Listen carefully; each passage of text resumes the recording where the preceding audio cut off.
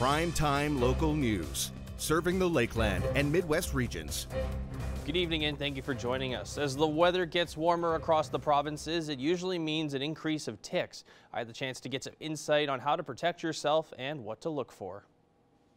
All right, I'm very pleased to be joined with Dr. Becky Newman from the Lloydminster Animal Hospital. Dr. Newman, let's start with the fact that it is tick season and they're here to stay. So what are some common misconceptions about them? Yeah, so I mean, gosh, we've had a lot of phone calls about ticks in the last few weeks here, and we're selling a lot of tick prevention medication. But I guess some of the common misconceptions is that every tick carries Lyme disease. And what we are seeing commonly at this time of year is a type of tick called Dermacentor variabilis, which is the American dog tick. Now, this tick is very common in the spring, kind of May and June are its peak months. And this is a tick that does not carry Lyme disease. No one wants to have a tick on them or their pet for sure, but most of the ticks we're seeing at this time of year don't carry that particular disease. Now, with people taking their pets on walks, as you mentioned, the dog tick is fairly common that you find in animals. Where are some common places that they could pop up? So generally speaking, ticks like to live in taller grass and little shrubs, places like that. So if you're sticking to sidewalks and paved trails, you'll be less likely to get them because they don't really jump. What they do is they climb up to the top of a leaf or a tree branch, and they kind of sit there with their little legs kind of moving. And they're waiting for someone to walk by, and then they just latch onto you. So they're not really jumping per se. So if you're not walking near the tall grass or the shrub, you would be less likely to get a tick for sure. Now, is there a certain time of day that is better to take your dog on a walk? Like, is it like more in the morning when it's cooler, or is it more kind of that midday or later in the evening? Is there a certain time of day that works better? I don't think for ticks that it particularly matters. You could get a tick on your pet or yourself at any time of day. Now, what is the best way to treat it for animals? Of course, you mentioned there's over-the-counter drugs that you can fight there, and then of course the removal. So I guess first part is what is the safest way to remove them from your animal, and then is there anything that's over-the-counter to help prevent the spread long term there? Yeah, so in terms of tick removal, you just want to use a pair of tweezers and get right down at the base where the head attaches to the skin, and then just grab it and then just slowly and gently with steady pressure pull it out. And then it's always best to clean that local area with any sort of a disinfectant antibacterial soap, and they generally come out pretty easily. In terms of over-the-counter medication, anything that you can purchase at a pet store is more in the insecticide category. So they're usually permethrin-based products that will help to repel ticks from not attaching onto your dog. But if a tick attaches and takes a bite, it won't kill them. So most of the products that we carry, some of them are a combination of a permethrin and a product that if the tick actually takes a blood meal and does attach, if it doesn't get repelled, it will still die that way. And we have other products that aren't really a repellent. One that we commonly recommend, Brevecto. There's also NexGard, Simplicep. There's so many different brands now. They generally have long duration of action, so anywhere from a month to 3 months, depending upon the product.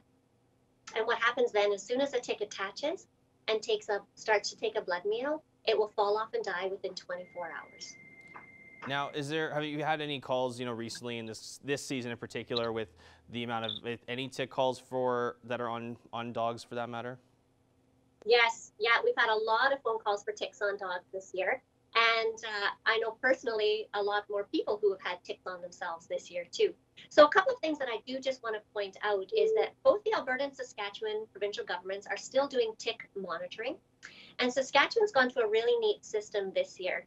There's a website or an app that you can download on your phone, and the app is eTick, so a little e, capital T-I-C-K, eTick, and it's a great app. You basically take a picture of the tick on your phone and you submit it, and they will get back to you within 24 hours as to what type of tick it is and whether it requires any extra testing. So they ask you to keep that tick for 5 days, and they'll get back to you at that point. And it's for Saskatchewan. It's for any ticks found in Saskatchewan, and I guess primarily for Saskatchewan residents then. But if you happen to be traveling in Saskatchewan, you could still submit a tick that way on the eTick app. I have it on my own phone. It's very easy to use. In Alberta, we're still actually collecting the ticks at the clinic. So if you find a tick on your pet, we can collect it here at the clinic and send it away at no charge to figure out what type it is. And if it is a deer tick, they can send it away to see if it carries Lyme disease. Well, Dr. Newman, I really appreciate your time as always, sharing information that is fairly useful to many of us that have pets or just for general health as well. So thank you. You're welcome. Nice to be here. Thank you. Residents of Lloydminster got a quick view of the Canadian Forces snowbirds yesterday. The demonstration team flew over the local hospital as part of Operation Inspiration, a tribute to Canadians and frontline workers fighting the battle against COVID-19. They then flew on to Four Wing Coal Lake for the night. The team continued its cross-country mission today with flights over Edmonton and Fort McMurray.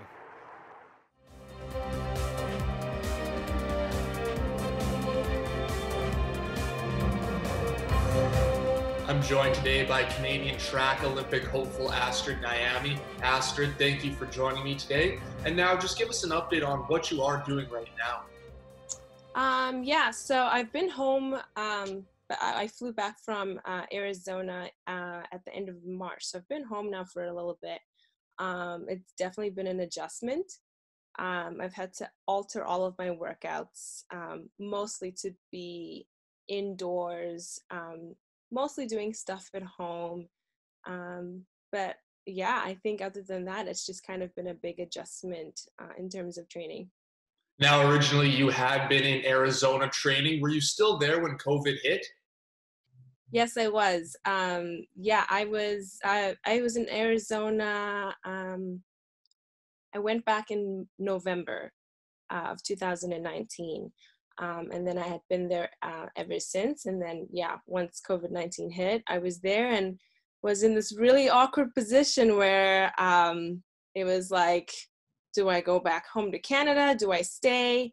At first, I was like, you know what? I'm not going to make any hasty decisions. I'm going to wait it out, see how everything plays out. But everything just started kind of like happening really quickly. Like it was within a matter of days, even not even like weeks, it was days. And then I spoke to the director of Saskatchewan Athletics a couple of times just to kind of get his advice on what to do. Bottom line was, in terms, like, my decision was ultimately made for me. Health insurance is important to me, just to make just my safety, health and safety was important. So I made the decision to come back home. Now you came back to Canada in March. So did you beat the rush, or the airport's pretty hectic and packed at that time? The airports were very hectic, actually. When I came home, they had just made the decision to close the Canadian borders. And at that point, they had also been saying, all Canadians need to be like returning back home. And so when I got to the Phoenix airport, the lineups were I've never ever been in a lineup like that ever in my life. And so I actually thought I was going to miss my flight. But they were really good at the airport. They worked very efficiently. And so, yeah.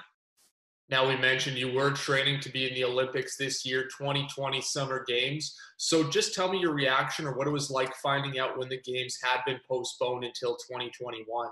Yeah, I mean, I honestly, I didn't think they would do it. It was a lot of like discussions going back and forth among everybody. A lot of my coaches in Arizona, they know a lot of other people, just like worldwide, a lot of people who are on Olympic committees. And just like from what I had been hearing, it sounded like the show was going to go on. And I kind of understood it. I was like, yeah, I mean, we don't know what's going on right now, but it's so far away. Like for us, it was like, you know what? It doesn't happen until the end of July. So, yeah, I mean, it could very well still like move forward. But yeah, I mean, it just was it was definitely, I guess, just like something, it was very weird. Nobody really knew what to do. So I think, yeah, I remember when all of that how that really panned out was Team Canada was the first to say, you know what, we're not sending our athletes. And so when that happened, I was like, we're not sending a team? Like, this is like, I was like, this can go like two ways. One, if other countries say, okay, like, look at Canada, like, they're not risking the health of their athletes, we have to, like, we can't do the same thing. And so if other countries were like, you know what, we're not sending our athletes either, then I was like, for sure they'll postpone it. And then two, I was like, they could say, you know what, we respect your decision, Canada, but like, we're going to be losing millions and millions of dollars if we don't like proceed. And so you know what, I'm really happy, honestly, that they chose kind of the route of postponing it, because at the end of the day, everyone's health and safety is the priority. Now, as you were training, you're also rehabbing a knee injury. So does this actually kind of help you by backing up the games until 2021, give you a chance to get this knee up to 100% and fully ready for the Summer Olympics? Yeah, in a way, it kind of does, I guess, work to my benefit, because I do have that time to make sure that I'm like really improving and like gaining like strength in that knee. But at the same time, I think like, just like mentally, I was ready for this all to happen this year. And so for it to get pushed back definitely is a little bit better, because and I think it's just kind of something that's being felt just like across the board with all athletes in all sports. We dedicate so much time to this, and we sacrifice a lot to do this. And a lot of athletes don't get paid to do this. Like the Olympics is still considered, and like for amateur athletes, like for amateur sports or whatever. So we're not actually really getting paid a lot of money to do this. So it is definitely just like, it's a lot of mixed feelings for sure. But yeah, I think the thing right now is just kind of to focus on being disciplined and maintaining fitness. All right, Astrid. Well, we really appreciate you taking the time with us here this morning, and good luck here in the future. And hopefully we see you in the 2021 Olympic Games.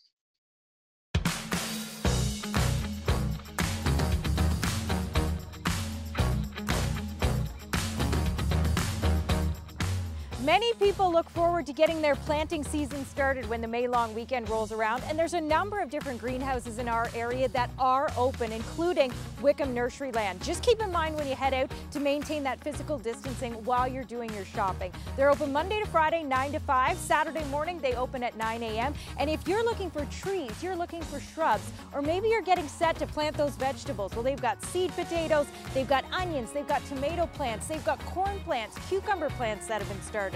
If you love flowers, check out the petunias, the marigolds. They've got a great selection of hanging baskets and so much more. You can call Wickham Nurseryland and do curbside pickup. You can also email Wendy at wickhamnursery.ca to get that order in. Plus, another great greenhouse that's open is Kathy's Greenhouse. It's just north of Kitscoty, and you can find them online at kathysgreenhouse.ca.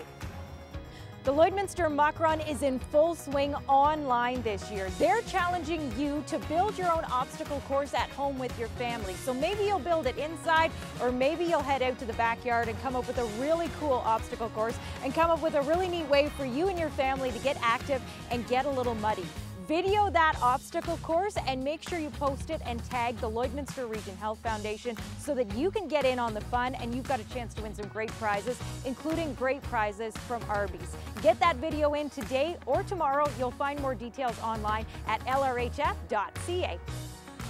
And this week has been Nurses Week, so we say thank you to nurses right here in the city of Lloydminster and the surrounding area who are working hard to make sure everybody stays healthy. And the new Lloydminster Nissan here in Lloydminster, they're saying thank you as well. They're giving free oil changes to frontline medical workers. You'll find more details on their Facebook page. Well, whatever you choose to do this May long weekend, stay safe, stay healthy.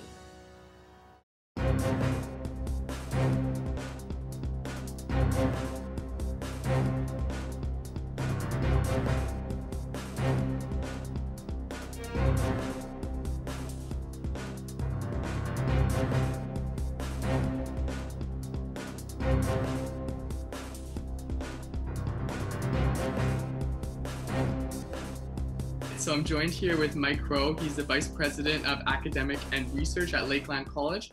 And we're here just to talk about this cool new partnership that was announced this week between Lakeland College and Ridgeline Canada. So thanks for joining me today, Mike. It's my pleasure to be with you. Thank you. And so I just wanted to start off by, can you just tell me a little bit about what this new partnership is? Yeah, well, it's something that we're really excited about. Ridgeline Canada has been an industry partner to us for a number of years. We work very closely with them on our environmental sciences programming, and they've been hugely supportive to us over the years. They hire our graduates, and we've had a long-standing relationship. And we thought it would be kind of exciting to try something new and innovative. So we've put together a program where students can learn while on the job. They'll be assigned to a mentor who's an employee of Ridgeline Canada, and they'll learn and develop skills that relate to the environmental sciences sector while at work. We've worked with Ridgeline to provide some support on curriculum development, and we'll come in and help with the assessment and issuing the credential.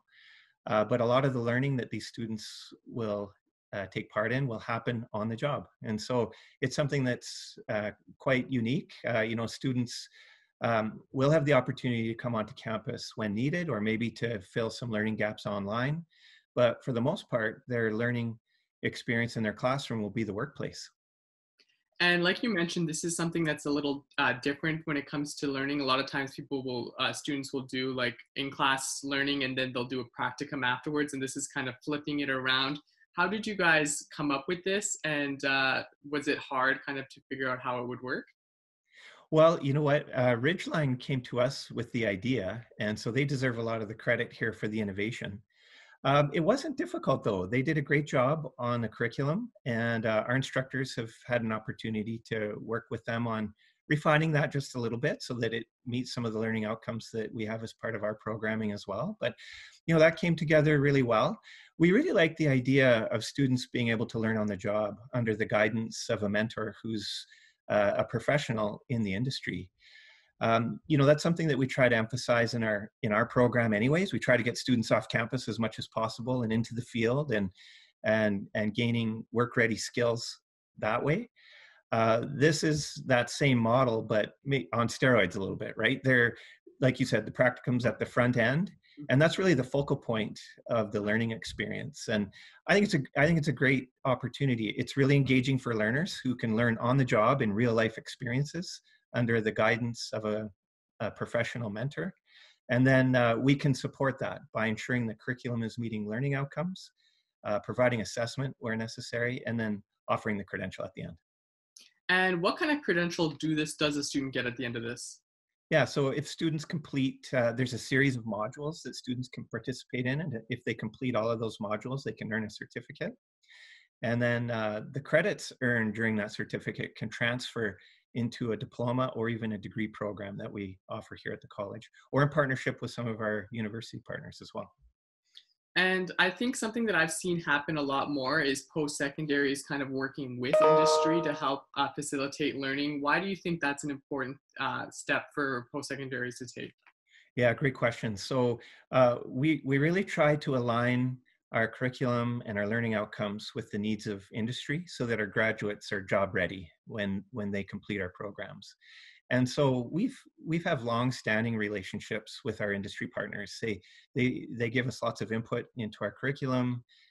They talk about the types of skills that they see that are needed in graduates. And so that really directs us in terms of curriculum development and other pieces. So this just takes that partnership one step further, right? Where now together we're working to ensure that those students have the skills that they need to be work ready. And we're really excited about the opportunity. And for someone who is interested in maybe trying to enroll in this type of program, how are they able to do that? Yeah, you bet. So they can call Lakeland College's toll-free number or connect with us online through our website, and we'll be happy to put them in touch with the right people to get signed on. Perfect. Thanks so much for talking to me today. Is there anything else you want to add that maybe we didn't get to touch on yet? No, not really. I think you've done a great job with your questions, and yeah, I think this is something that's pretty innovative, and we're really looking forward to the partnership, to the new partnership for sure. Yeah, no, nothing really to add. You've done a great job. Perfect. Thanks so much for taking some time to talk to me today. Anytime, Jace. Thanks so much for your interest.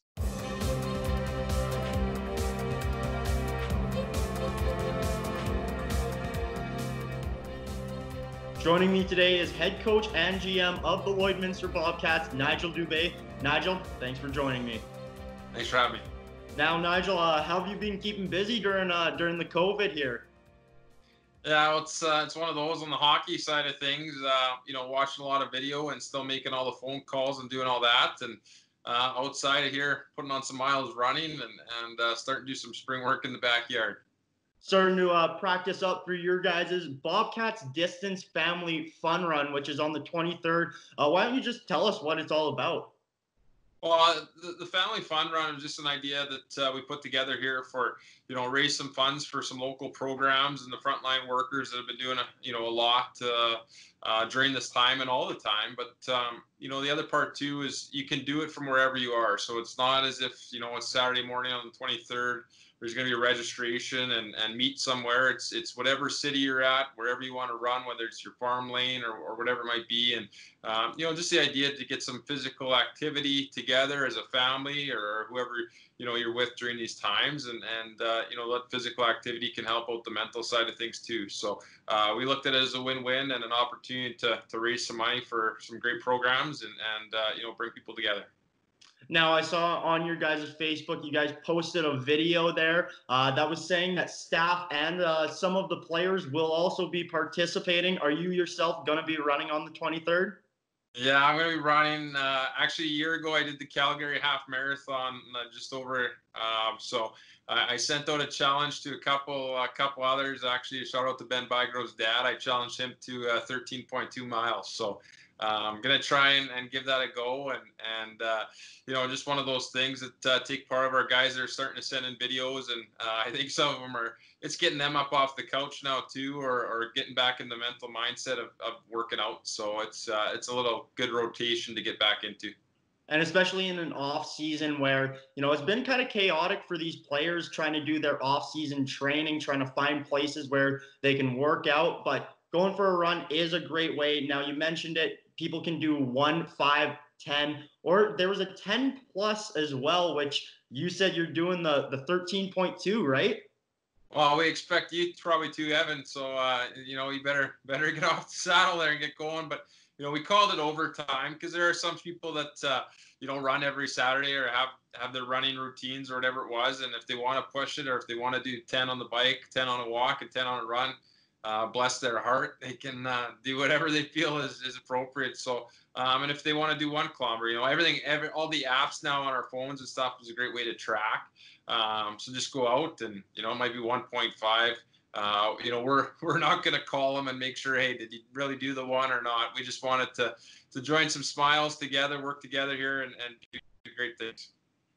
Now, registration is $10 for adults, $5 for children. And you mentioned it, donations are going towards the Emergency Relief Fund, as well as the LPSD and LCSD meal programs. How did you guys choose, specifically the LPSD and LCSD programs? Well, this year we spent a lot of times in the schools and we go back to the motto Border City Built and being a part of the community.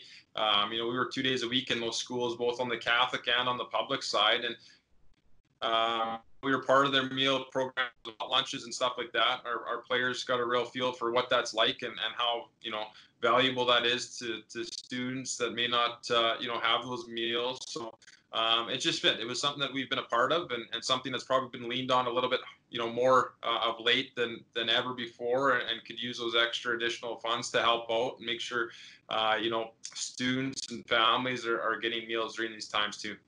Well, Nigel, it's always a pleasure having you on. This was the Bobcats Distance Family Fun Run on May 23rd. I'm excited to get off the couch for once. Yeah, I'm going to watch for your registration there, Evan. So make sure you click on the link and fill out the form. Thanks, Nigel. Thanks, Evan.